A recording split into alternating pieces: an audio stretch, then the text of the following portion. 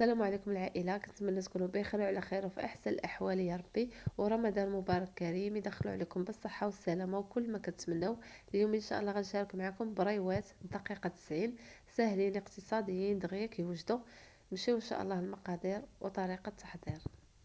اول حاجة غنوجدوا البنات هي كاوكاو. عندي هنا 500 غرام ديال الكاوكاو بلا قشرة، خويت عليه الماء كما كتشوفوا في كاسرونة، وغنزيد عليه طريف ديال الحامض وغنديرو فوق البوطه حتى يغلى ليا.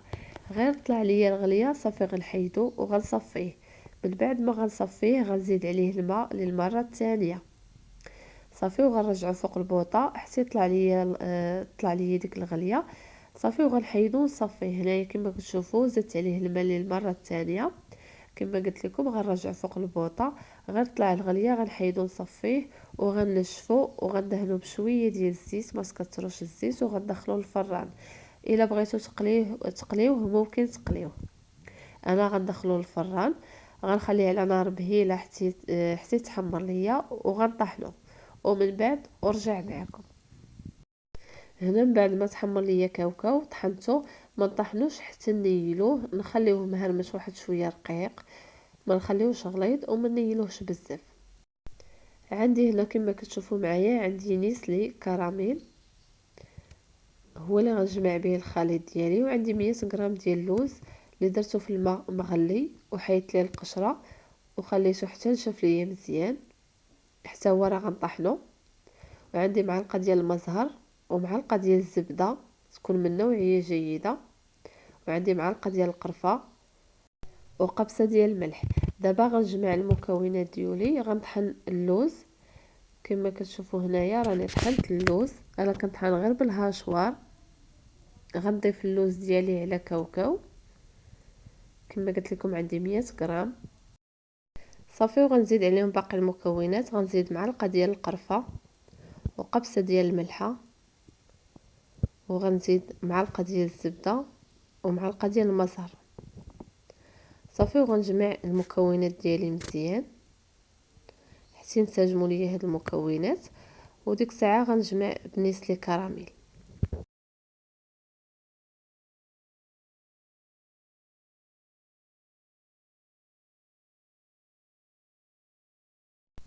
هنا غنبدا نزيد نيسلي كراميل. بالنسبه لنيسلي كراميل غنضيف غير بشويه بشويه وانا كنجمع الحشوه حتى تعلق ليا. كما كتشوفوا انا صافي هنا غنبدا نجمع، وفاش غيخاصني نيسلي كراميل راه غنزيد على حسب الحشوه حتى تولي تعلق ليا، وديك الساعه صافي غنحبس. صافي هنايا كما كتشوفوا جمعت الحشوه ديالي. خاصها ضروري تكون كتجمع على هذا الشكل هذا، تكون معلقه ما تكونش ناشفه وتكون كتشكل لينا كما كتشوفوا.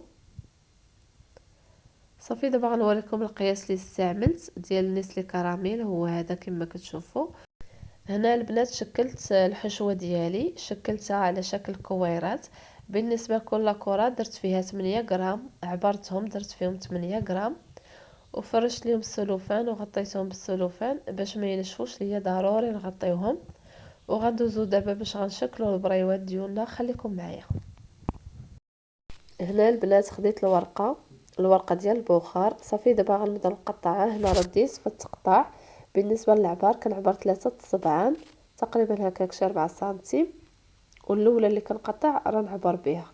صافي غنكمل بنفس الطريقه حتى نكمل الورقه ديالي كامله اللي عندي. هنا من بعد ما قطعت الورقه هذوك الشرائط غنستفهم كما كتشوفوا على هذا الشكل باش تجيني الخدمه سهله. وغندير الجهه الحرشه الفوق والجهه الملسه لتحت. صافي هنايا بعد ما ستفتهم دهنتهم بشويه ديال الزيت، ما تكثروش الزيت غير شويه ديال الزيت.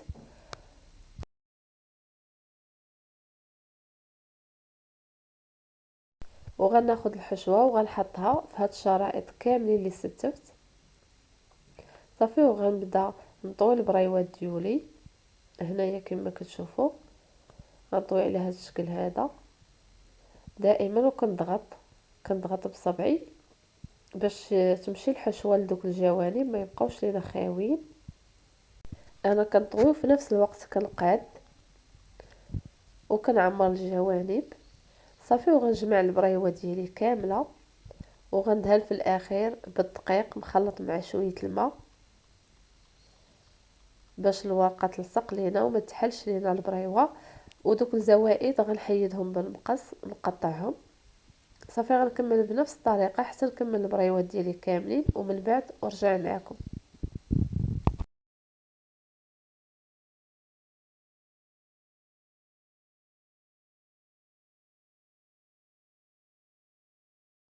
هنا كما كتشوفوا من بعد ما كملت البريوات ديالي كيجيو على هذا الشكل. دابا غنستفهم في البلاطو وغنخليهم ينشفوا ليا مزيان. عاد غنقليهم كما قلت لكم غنخليهم ينشفوا لمده ديال الليله كامله. نتوما ممكن تخليهم مده ديال ساعتين صافي. هنا من بعد ما سخنت ليا الزيت غنقلي البريوات ديالي والنار تكون منخفضه باش ما يتخطفوش لينا في التحمار. هنا غنبدا نحركهم من بعد ما شدوا في راسهم. بديت كنحرك فيهم باش يتوحدوا ليا في اللون ديالهم ويطيبوا ليا طياب واحد.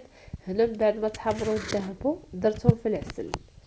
ضروري نخليهم يباتوا في العسل باش يتشربوا لينا العسل مزيان. البرايوات ديالي من بعد ما باتوا ليله كامله في العسل صفيتهم مزيان وغنزينهم باللوز ايفيلي.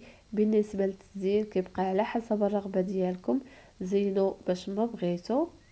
كما كتشوفوا البريوات ديالي كيجيو رائعين لا في الشكل ولا في المذاق. نتمنى تجربوهم وينالوا الاعجاب ديالكم، واكيد لا جربتوهم غينالوا الاعجاب ديالكم.